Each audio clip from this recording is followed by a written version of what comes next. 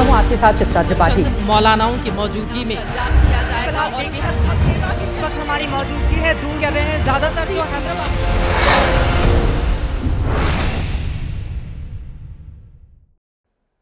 Orient Bell tiles studio से आप देख रहे हैं एबीपी न्यूज। नमस्कार, मैं हूं चित्रा त्रिपाठी और आप देखना शुरू कर चुके हैं जनहित।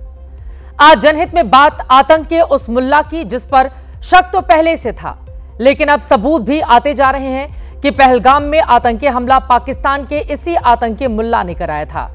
यह आतंकी मुल्ला ही नहीं, इसकी पूरी टेरर टीम की पिक्चर भी सामने आती जा रही है, वो भी पूरे जिंदा सबूतों के साथ। तो बिना देर किए सीधे इस आतंकी मुल्ला और इसकी टेरर टीम की पिक्चर हम टीवी स्क्रीन पर रख रहे हैं। यह आतंकी मुल्ला है पाकिस्तान का आर्मी चीफ और अब उसका फील्ड मार्शल बन चुका आसिम मुनीर।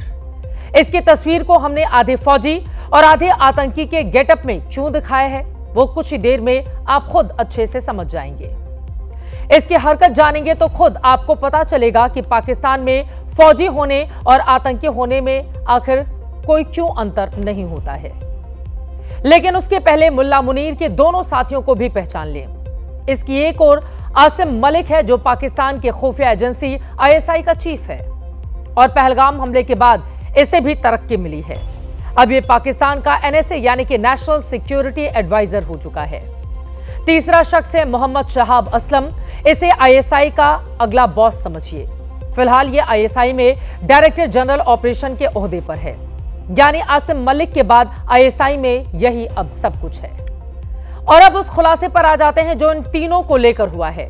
बड़ी जानकारी ये सामने आई है कि पहलगाम के आतंकी हमले को पाकिस्तान की फौजी वर्दी में छिपी इसी आतंकी टुकड़ी ने अंजाम दिया था।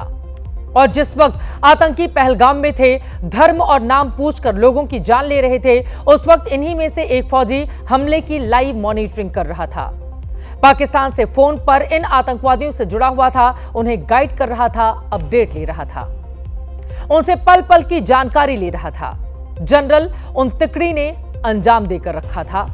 22 अप्रैल को पहलगाम की बैसरन घाटी में नाम और धर्म पूछकर जिन 26 लोगों को मारा गया, उसके टॉप 3 मास्टरमाइंड अगर कहे जाएं तो वही तीनों हैं। तीनों के रोल को समझिए। पहलगाम हमले का प्लान आसिम मुनीर का बनाया हुआ था।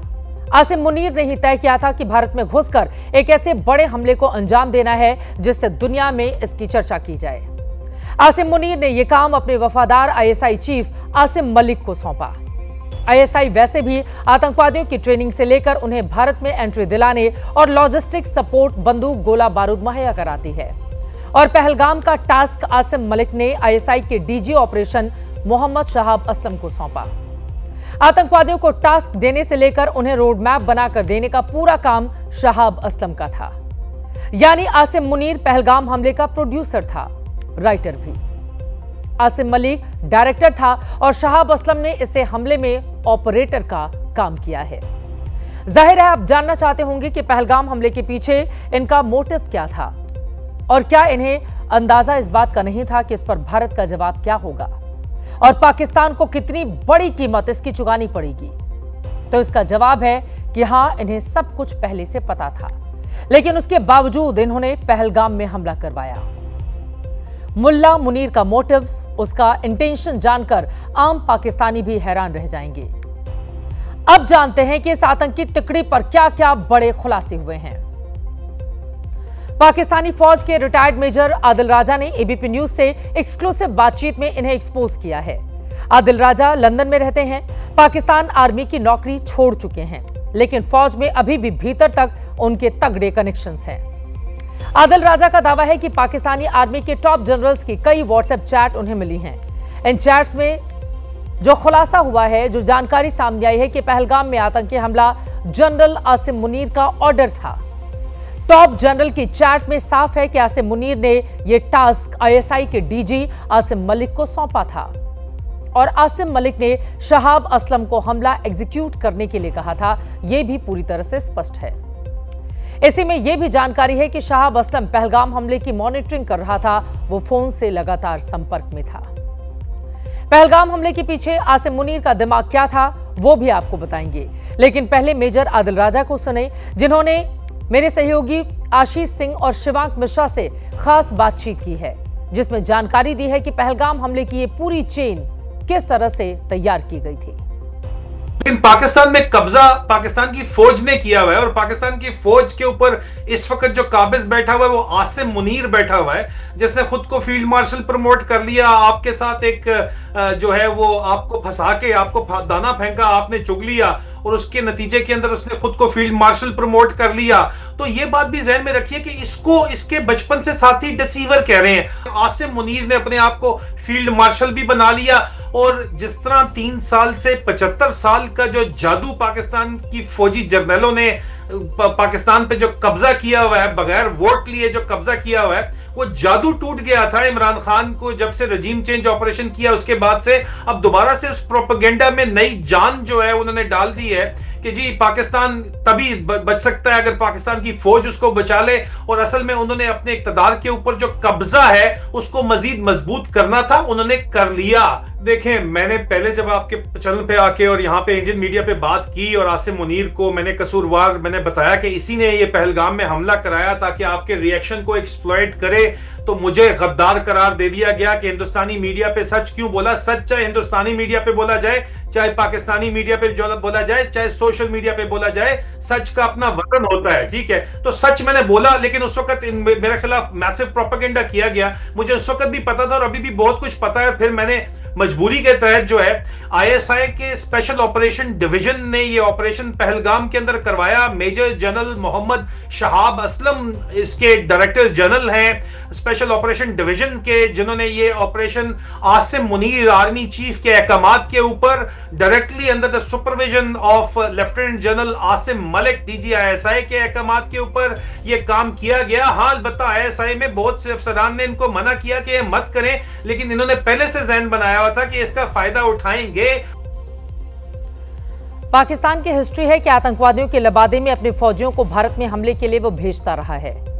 अभी जिस पूर्व फौजी को आप सुन रहे थे उसने एक एक करके पाकिस्तान के चेहरे को बेनकाब किया है। वैसे आपको बताते चले 1948 के कबायलियों से 1999 के चरवाहों तक इसके सबूत भारत दुनिया को लगातार दिखाता रहा है। पहलगाम हमले के पीछे भी पाकिस्तानी फौज है। इसका अंदेशा तभी पुख्ता हो गया था जब आतंकवादियों में से एक नाम पाकिस्तान के एसओजी में रह चुके कमांडो हाशिम मूसा का भी सामने आया था। नया खुलासा है कि 22 अप्रैल को हमले की पाकिस्तान से पूरी मॉनिटरिंग की जा रही थी। आईएसआई पाकिस्तान से बैठकर आतंकवादियों को गाइड कर रही थी, उनसे सीधे संपर्क में। और यह काम कोई और नहीं, आईएसआई का डीजी ऑपरेशन शहाब असलम खुद ही कर रहा था। कंट्रोल रूम वही ऑपरेट कर रहा था।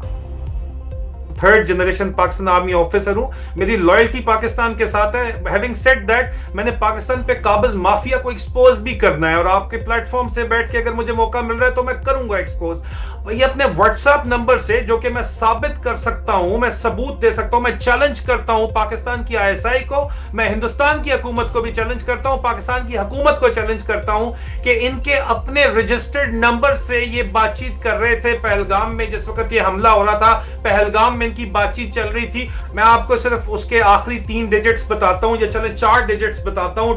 999 इनका एक व्हाट्सएप का पाकिस्तान का नंबर है, आखिरी 4 डिजिट्स मैं आपको बता रहा हूं, ठीक है, 999। और दूसरा जो इनका ऑफिशियल नंबर है वो उसके भी आखिरी 4 डिजिट्स बता देता हूं, 8714, ठीक है।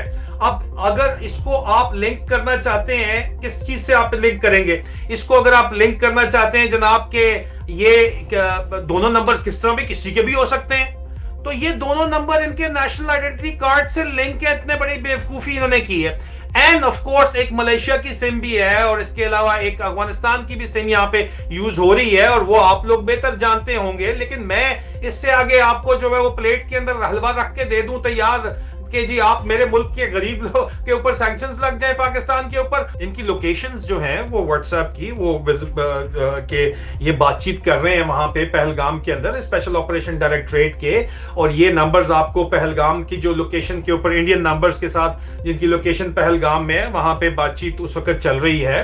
तो मैं सिर्फ इतनी आपको बता सकता हूं, इस वक्त बातचीत बता सकता हूं। And then of course how can the director general of the special operations of ISI के मैं आपको वो मैं चैलेंज कर रहा हूं, आप मुझे बता दें कि ये उनके नंबर नहीं है, 4-4 डिजिट्स मैंने दे दी हैं, आप मुझे बता दें, कंफर्म कर दें कि ये उनके जो है वो नहीं जी, दिस इज नॉट, ये झूठ बोल रहा है अगर आदिल राजा, अगर ये झूठ बोल रहा है आदिल राजा, तो फिर आदिल राजा जो है वो नेशनल आइडेंटिटी कार्ड भी आप बता दें कि इनका नहीं है। मेजर जनरल शहाब असलम के नेशनल आइडेंटिटी कार्ड जिसके आखिरी 3 डिजिट्स आपको बना देता हूं, 224-9, उसके साथ लिंक्ड नंबर है ये, और ये नंबर अगर आप इसको ट्रैक करते हैं व्हाट्सएप, तो आपको पता चलेगा कि जिस वक्त पहलगाम में हमला हो रहा था, तो उस वक्त वो उसका राब्ता था पहलगाम का, और ये इस्लामाबाद से ऑपरेट हो रहे थे, आपारा जहां पे हेडक्वार्टर ISI है। लेकिन सवाल ये है कि उसके बाद हुआ क्या आगे चल के, यहां उसका जो है वो फायदा किसने उठाया आगे चल के।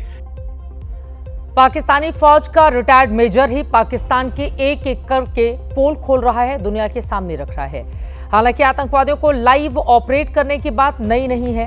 26/11 के वक्त भी यही था जब पाकिस्तान से बैठकर लश्कर के हैंडलर्स मुंबई में कसाब और दूसरे साथियों को लगातार संपर्क से वहां की जानकारी ले रहे थे और दे भी रहे थे। खुद आतंकी ज़कीर-उर-रहमान लखवी कंट्रोल रूम में मौजूद था। अब आतंकवादियों को सीधे पाकिस्तानी आर्मी और ISI ऑपरेट करती हैं। पहलगाम हमले के वक्त शहाब असलम के खुद कंट्रोल रूम में होने के बाद फिर साबित करती है कि पाकिस्तान में आतंकवादियों का कंट्रोल लश्कर या जैश से भी ऊपर ISI के हाथ में है। पहलगाम हमले के बाद से भारत लगातार कह रहा है कि दुनिया को भी बता रहा है कि पहलगाम का मास्टरमाइंड पाकिस्तान का army chief general Asim Munir है। यह हमला उसी की जिहादी सोच का है जिसका ट्रेलर उसने अपने इस बयान में भी एक वक्त पर दिया था। पाकिस्तान की कहानी अपने बच्चों को जो है आपने जरूर सुनानी है ताकि वो पाकिस्तान की कहानी ना भूलें। Well, our forefathers they thought that we are different from the Hindus in every possible aspect of life. Our religion is different, our customs are different, our traditions are different, our thoughts are different, our ambitions are different. That was the foundation of the two-nation theory that was laid there. और अब यही बात Pakistani army के retired major Adil राजा ने भी कही है कि यह सब मुनीर का ही किया धरा है। राजा के मुताबिक पहलगाम हमले के पीछे मुनीर का मकसद क्या था, यह पूरी पाकिस्तानी आर्मी अच्छे से जानती थी। किसी तरह का कोई कंफ्यूजन नहीं था।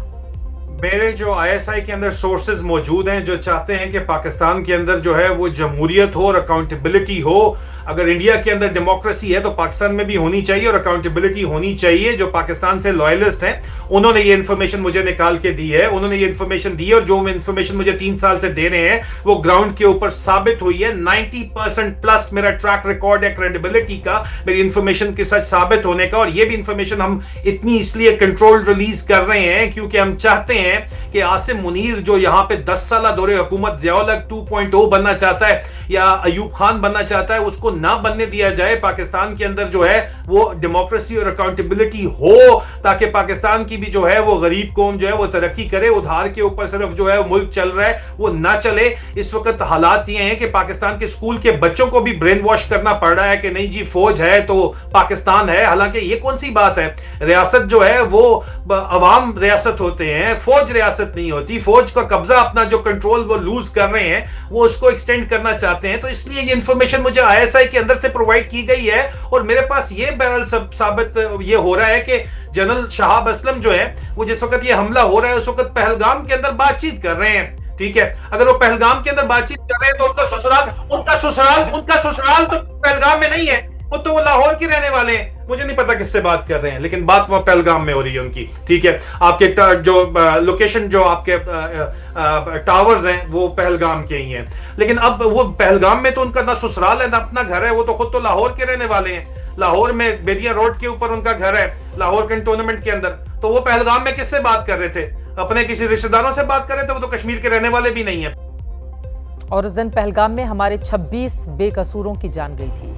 वैसे हुआ भी वही जो मुल्ला मुनीर का प्लान था।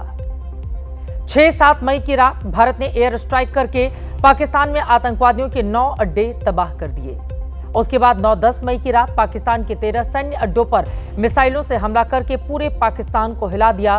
सीधे रीढ़ पर हमने वार किया था क्योंकि पहलगाम में हमारे 26 बेकसूर नागरिक मारे गए थे। उनका धर्म पूछकर उनको मारा गया था। यहां पर तस्वीरें उस दौर की दिखा रहे हैं हम। भारत की ब्रह्मोस मिसाइल रावलपिंडी में आसिम मुनीर के अड्डे नूर खान एयरबेस पर जाकर गिरी थी। आसिम मुनीर उस वक्त नूर खान एयरबेस पर टनल के अंदर जाकर छिप गया था और 2 घंटे तक, पूरे 2 घंटे तक वो बाहर नहीं निकला। उसके अंदर हिम्मत ही नहीं थी। मुंह की खाकर भी शहबाज हुकूमत को मुनीर के आगे सरेंडर करना पड़ा। उसके लिए झूठे जश्न का ऐलान करना पड़ा। बॉर्डर पर जबरदस्ती जाकर यह दिखाना पड़ा कि पाकिस्तान ने बड़ा तीर मारा है। और फिर ऑपरेशन सिंदूर में बुरी तरह से मार खाने के बावजूद कोर्ट मार्शल करने की बजाय 20 मई को इसी आसिम मुनीर को फील्ड मार्शल बनाना पड़ा। मुनीर ने बेशर्मी से चीन के युद्धाभ्यास की तस्वीर शहबाज शरीफ को गिफ्ट की थी। अपने जनरल की हकीकत जानकर भी उसके सारे कमांडर चुपचाप देखते रहे। आगे बढ़ते हुए आप जान लेते हैं मुनीर को इस साजिश से क्या मिला। फील्ड मार्शल का तमगा जो पाकिस्तान ने 66 साल बाद किसी आर्मी चीफ को दिया। पाक आर्मी का दबदबा, पाकिस्तान को मैसेज गया कि मुल्क में फौज ही पावरफुल है। डिफेंस बजट में इजाफा, पाक आर्मी में भारत से खतरा बताकर अब बजट वो बढ़वा सकेगी। इमरान का खौफ खत्म, जब तक मुनीर ताकतवर रहेगा इमरान खान की रिहाई असंभव रहेगी, जो सबसे पॉपुलर नेता हैं पाकिस्तान के। आदिल राजा के मुताबिक आसिम मुनीर डरा हुआ था क्योंकि मुल्क में पाकिस्तानी आर्मी की साख गिरती जा रही थी और इमरान खान की गिरफ्तारी के खिलाफ गुस्से से उसका वजूद खतरे में पड़ रहा था। पाकिस्तान का राजनीतिक इतिहास शुरू से फौज के आगे घुटने रेंग कर चलने का रहा है, घुटने टेकने और रेंग रेंग कर चलने का रहा है। इस खबर को खत्म करते हुए इस तस्वीर को भी आप गौर से देखिए। इस ग्रुप फोटो में शहबाज शरीफ के दाएं और बाएं आसिम मुनीर और आसिम मलिक हैं, यानी एक और आर्मी चीफ बैठा है, दूसरी ओर ISI चीफ बैठा हुआ है। पहलगाम हमले का इनाम आसिम मलिक को भी मिल चुका है। यह अब पाकिस्तान का NSA है और इनके पीछे शहाब असलम खड़ा है। पाकिस्तान के उप प्रधानमंत्री इशाक डार को तीसरी कुर्सी पर जगह मिली है। यही पाकिस्तान है, यही पाकिस्तान की असलियत है जिसमें पहलगाम हमले के तीनों मास्टरमाइंड शहबाज को घेर कर खड़े हुए हैं। ऑपरेशन सिंदूर अभी ऑन है और इसी बीच कल कुछ ऐसा होने वाला है जिसे लेकर लोगों के मन में ढेरों सवाल हैं।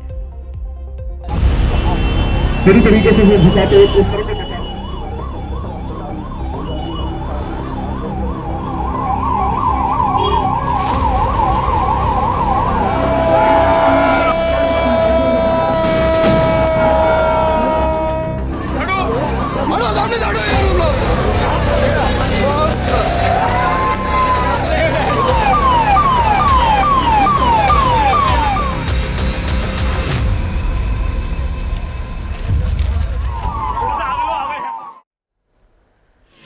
ऑपरेशन सिंदूर के 20 दिन के बाद कल के दिन को लेकर देश कुछ जानना चाहता है। ये सवाल सरकार के उस फैसले से उठे हैं जिसमें कहा गया है कि कल देश के 4 सीमावर्ती राज्यों, वो भी पाकिस्तान बॉर्डर से सटे 4 राज्यों में मॉक ड्रिल की जाएगी। और लोगों के मन में सवाल ये उठे हैं, क्या पाकिस्तान की ओर से फिर किसी हरकत का अंदेशा है? क्या फिर किसी आतंकी हमले का इनपुट मिला है? अगर नहीं तो फिर ये मॉक ड्रिल क्यों की जा रही है? पाकिस्तान से सटे जम्मू कश्मीर, गुजरात, पंजाब और राजस्थान में यह मॉक ड्रिल कल शाम को की जाएगी। इसे लेकर लोगों को अलर्ट किया गया है। आपको बताते हैं कि इस मॉक ड्रिल में क्या क्या होना है। मॉक ड्रिल के दौरान हवाई हमले की चेतावनी देने वाला सायरन बजाया जाएगा। नागरिकों को खुद की सुरक्षा की ट्रेनिंग की जाएगी। लोगों को जगह खाली करने और उन्हें सेफ प्लेस तक पहुंचाने की ट्रेनिंग होगी। और इस मॉक ड्रिल के दौरान ब्लैकआउट भी किया जाएगा। मई के महीने में यह दूसरी बार है जब इस तरह के मॉक ड्रिल करने का फैसला सरकार की ओर से लिया गया है। आप 7 मई की अब 2 तस्वीरें देखने जा रहे हैं। पहली तस्वीर ऑपरेशन सिंदूर की है जब हिंदुस्तान ने पहलगाम के आतंकी हमले का बदला लेते हुए पाकिस्तान और POK में आतंकवादियों के 9 ठिकानों पर स्ट्राइक की थी। दूसरी तस्वीर इस ऑपरेशन से पहले उस मॉक ड्रिल की है जो ऑपरेशन सिंदूर की शुरुआत वाले दिन ही देश के 244 जिलों में हुई थी। लोगों को किसी भी इमरजेंसी में तैयार रहने की प्रैक्टिस कराई गई थी। इस मॉक ड्रिल में लोगों को सिखाया गया था कि अगर दुश्मन का हमला होता है तो उन्हें कैसे खुद का बचाव करना है। तमाम शहरों में सायरन बजाए गए। कुछ देर के लिए ब्लैकआउट भी करके वैसा ही सीन बनाया गया था जैसा हमले के दौरान होता है।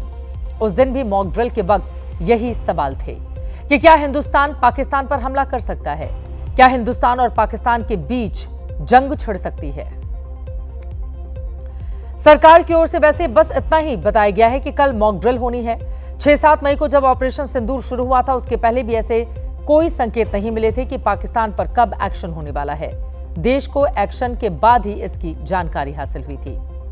कल होने वाली मॉक ड्रिल में नागरिक सुरक्षा की तैयारियों का जायजा लिया जाएगा।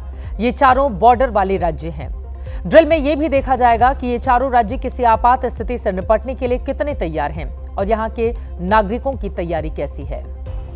हमने ये खबर आपको इसलिए दिखाई है ताकि आपको जानकारी रहे, अनावश्यक पैनिक ना हो। सिविल डिफेंस मॉक ड्रिल सिर्फ एक अभ्यास नहीं, बल्कि इसकी जानकारी लोगों को होनी ही चाहिए और गौर से आप भी इसके हिस्सेदार बने। अब बात आतंकी मुल्क पाकिस्तान के खिलाफ इंटरनेशनल पोल खोल अभियान की। भारत के इस मिशन में आज जो तस्वीर आई है वो यकीनन पाकिस्तान की टेंशन मुश्किलें बढ़ाने वाली है और ये तस्वीर मिडिल ईस्ट और यूरोप से सामने आई है। बीजेपी सांसद बैजंत जयपांडा के नेतृत्व में अरब देशों के दौरे पर निकली भारतीय टीम पाकिस्तान को एक्सपोज करने आज सऊदी अरब में थी और बीजेपी सांसद रविशंकर प्रसाद की अगुवाई वाली भारतीय टीम ने आज इटली का दौरा किया।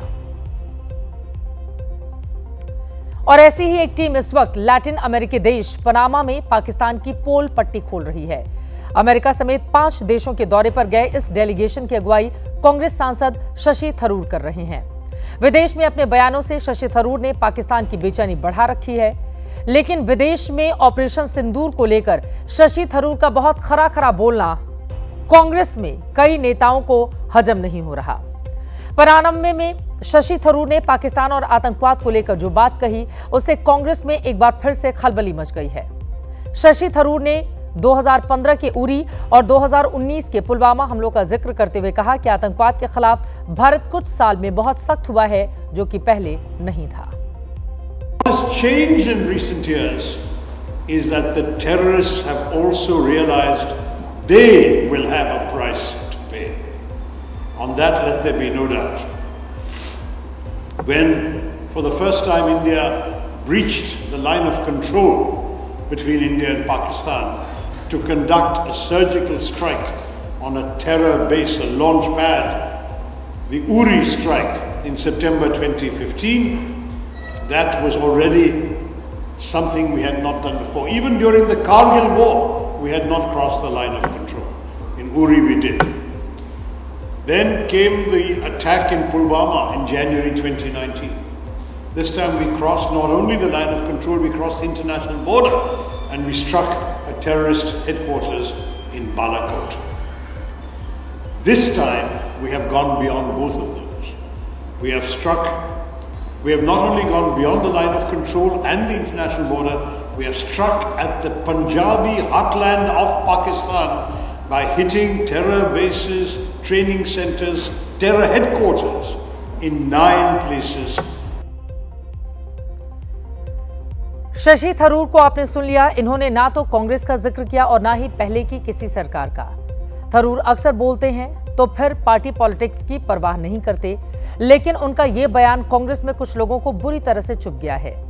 कांग्रेस नेता उदित राज इतने बेचैन हो गए कि उन्होंने फिर से थरूर को बीजेपी का बैट्समैन बता दिया। उदित राज ने और कैसे कैसे शब्दों का इस्तेमाल किया है, उन्हीं से सुनिए। शशि थरूर जी बीजेपी के सुपर प्रवक्ता हैं, जो बीजेपी के लोग नहीं कह पा रहे हैं। मोदी जी की चमचागिरी या मोदी जी का गुणगान जितना वो नहीं कर पा रहे हैं, और बीजेपी के लोग उससे ज़्यादा शशि थरूर कर रहे हैं। शशि थरूर को पता है कि पहले की सरकारों ने क्या किया। पहले की सरकारें ढोल नहीं पीटती थी, तो ये शब्द वापस लेना चाहिए कि पहले ऐसा नहीं हुआ है। पहले सर्जिकल स्ट्राइक होती थी, पता नहीं होता था। शशि थरूर ये जो पब्लिसिटी स्टंट है भारतीय जनता पार्टी का, उसके इस समय प्रवक्ता बन गए। अब राजनीति और अंदरूनी गुटबाजी या लड़ाई अपनी तरफ, लेकिन अगर दुश्मन देश के घर में घुसकर मार रहे हैं और दुनिया को बता रहे हैं तो इससे अच्छी बात कुछ हो नहीं सकती। आपने उदित राज को सुन लिया, लेकिन सवाल है क्या उदित राज के जो विचार हैं वही कांग्रेस के भी विचार हैं? उदित राज ने जो लिखा उसी विचार को कांग्रेस के महासचिव और उसके थिंक टैंक जयराम रमेश ने भी आगे बढ़ा दिया, जिसमें शशि थरूर को लेकर उदित राज ने लिखा, काश वो प्रधानमंत्री मोदी को मना लेते कि वो शशि थरूर को बीजेपी का सुपर प्रवक्ता घोषित कर दें। यहां तक कि भारत आने से पहले ही थरूर विदेश मंत्री घोषित कर दें। कांग्रेस के स्वर्णिम इतिहास को थरूर ये कहकर बदनाम कर सकते हैं कि प्रधानमंत्री मोदी से पहले भारत ने कभी एलओसी और अंतर्राष्ट्रीय सीमा पार नहीं की, और जिस पार्टी ने थरूर को इतना कुछ दिया उसके प्रति वो इतने बेईमान कैसे हो सकते हैं।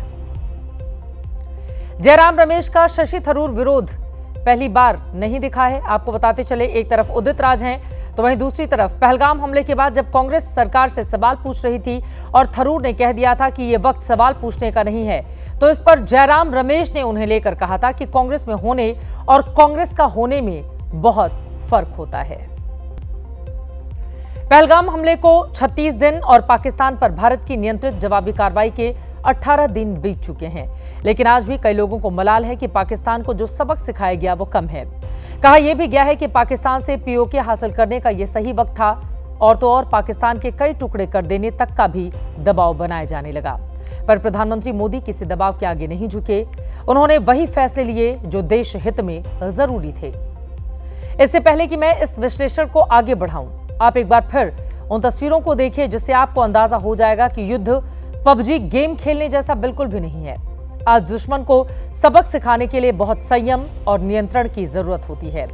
प्रधानमंत्री नरेंद्र मोदी ने इसी कमांड और कंट्रोल का भरपूर परिचय दिया। जिन्होंने ये हमला किया है, उन आतंकियों को उनकी कल्पना से भी बड़ी सजा मिलेगी। हमने सीमा पार चल रहे आतंक के 9 सबसे बड़े आतंकी ठिकाने हमने उनको मिट्टी में मिला दिया। ये भारत शांति चाहता है, लेकिन अगर मानवता पर हमला होता है तो ये भारत दुश्मन को मिट्टी में मिलाना भी अच्छी तरह जानता है। पूरा पराक्रम दिखाकर पाकिस्तान को घुटनों पर ले आते हैं और अचानक डोनाल्ड ट्रंप आते हैं और कहते हैं सीज फायर। हमारे पास मौका था पाक ऑक्यूपाइड कश्मीर को कब्जा करने का। जो आज इस आतंकवाद को पाल पोस रहा है, उससे हमारी दुश्मनी है।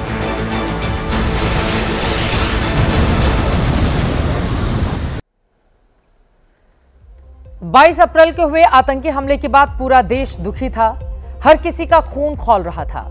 हर किसी की निगाहें प्रधानमंत्री मोदी पर थीं।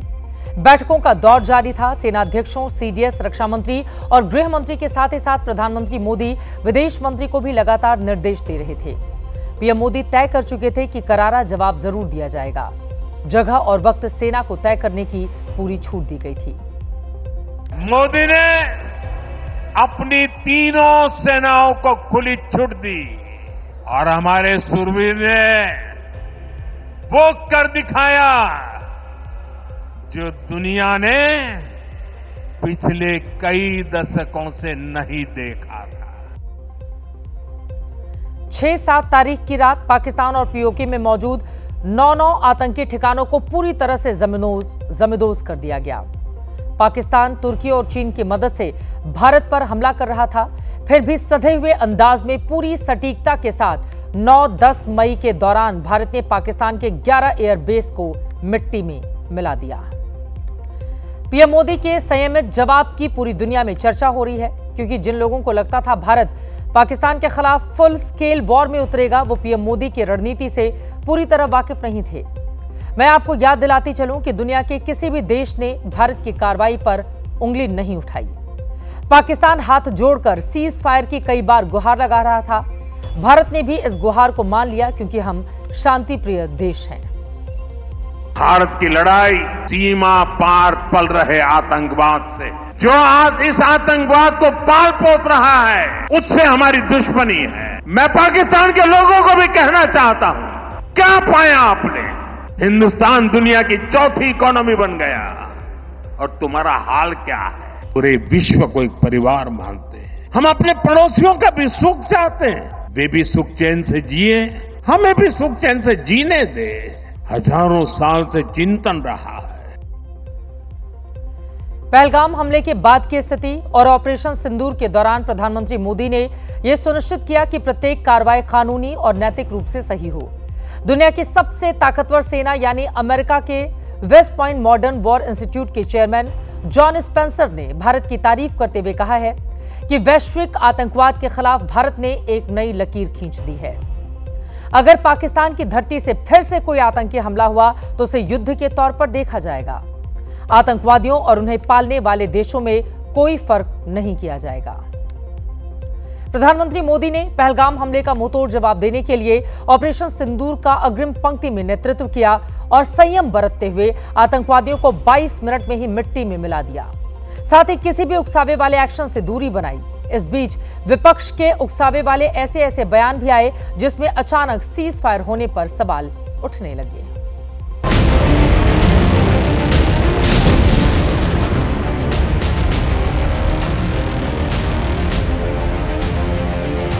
ये सीज फायर उस समय क्यों हुआ? और प्रधानमंत्री ने कहा सेना ने ऐसी आक्रामक कार्रवाई की कि पाकिस्तान घबरा गया।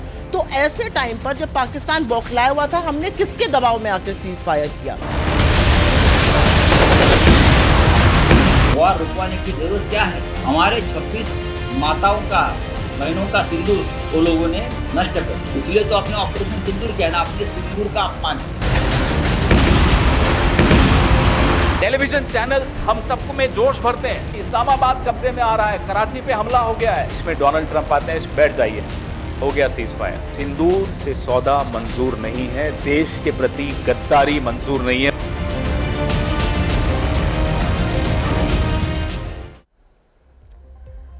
भारत की हमारी सेना दुनिया की चौथी सबसे शक्तिशाली सेना है, लेकिन इसका मतलब यह भी नहीं है कि भारत रूस और इजरायल की तरह युद्ध में उलझा रहे, क्योंकि युद्ध किसी के भी बीच हो, हर एक की अर्थव्यवस्था पर असर डालता है। अनुमान है कि 7, 8 और 9 मई 2025 तक पाकिस्तान को सबक सिखाने में भारत के करीब 4,400 करोड़ रुपए से लेकर 15,000 करोड़ रुपए खर्च हुए हैं। फॉरेन अफेयर्स फोरम दुबई के विश्लेषण के मुताबिक भारत और पाकिस्तान के बीच अल्पकालिक पारंपरिक युद्ध से भारत को प्रतिदिन 1,460 करोड़ रुपए से लेकर 5,000 करोड़ रुपए तक का नुकसान हो सकता है। लंबे चलने वाले संघर्ष से भारत को प्रतिदिन 1,34,000 करोड़ रुपए से अधिक का आर्थिक नुकसान झेलना पड़ सकता है। किसी भी देश में युद्ध का माहौल होने से जो सबसे पहला प्रभाव होता है वो सैन्य खर्च और सैन्य बजट में बढ़ोतरी होती है। इकोनॉमी जो है अलर्ट मोड में जा जाता है और संकुचन होने के कारण जो है मैन्युफैक्चरिंग प्रभावित होती है, इंफ्रास्ट्रक्चर के खर्च प्रभावित होते हैं, क्योंकि जो सारे रिसर्च हैं वो सेना की तरफ या युद्ध की तरफ बढ़ते जाते हैं। तरक्की की राह पर चलने वाले भारत जैसे देश को इतिहास में हुए युद्धों के नुकसान पर भी ध्यान देना होता है। फॉरेन अफेयर्स फोरम दुबई ने आगे जो जानकारी दी है वो भी आपको जानना चाहिए। 1971 के युद्ध में 200 करोड़ रुपए प्रति सप्ताह लागत आ रही थी, जबकि 1999 के करगिल युद्ध में कुल 10,000 करोड़ रुपए का खर्च हुआ था, जिसके बाद 2001-2 के बीच मिलिट्री मोबिलाइजेशन के दौरान 2 महीनों में ही 5,122 करोड़ रुपए स्वाहा हो गए थे। साफ है, यही वजह है कि इतिहास पहलगाम हमले पर भारत की प्रतिक्रिया को सूझबूझ और सिद्धांतों पर आधारित प्रतिक्रिया के रूप में याद रखेगा। जब तक युद्ध टाला जा सकता है उसको टालना चाहिए और खुद प्रधानमंत्री नरेंद्र मोदी कई मोर्चों पर अंतर्राष्ट्रीय स्तर पर भी बोल चुके हैं कि यह समय वॉर का नहीं है, और उनकी ओर से हालांकि हाल में यह भी कहा गया था यह समय युद्ध का नहीं है तो यह समय आतंकवाद का भी नहीं है। खबरों में आगे बढ़ते हुए एक महत्वपूर्ण खबर आप तक पहुंचाते हैं। आपने अक्सर लोगों से ये कहते हुए सुना होगा, पूत के पांव पालने में ही दिख जाते हैं।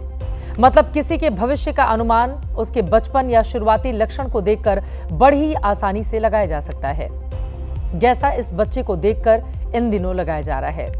इस छोटे से बच्चे का नाम है श्रवण सिंह, जो पंजाब के फिरोजपुर जिले के तारावाली गांव के रहने वाले हैं। पाकिस्तान के खिलाफ पलटवार के दौरान सेना ने श्रवण के गांव के पास भी अपना अग्रिम मोर्चा बनाया था। धूप में तैनात जवानों को देखकर 10 साल के श्रवण ने पानी, दूध, लस्सी और बर्फ फौजियों तक पहुंचाने का बीड़ा उठाया था। भारतीय सेना ने श्रवण के इस अद्भुत साहस को देखकर स्मृति चिन्ह और विशेष पुरस्कार देकर उन्हें सम्मानित किया है।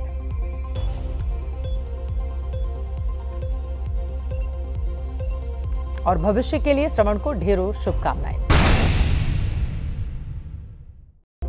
और अब आज का जनहित मंत्र। आज वीर सावरकर की जयंती है। सावरकर ने कहा था, देश हित में सर्वस्व त्याग की भावना सच्ची देशभक्ति है। जिस व्यक्ति में लालच की भावना होती है वो देश हित में निर्णय कभी नहीं ले सकता। इसी के साथ जनहित में आज के लिए बस इतना ही।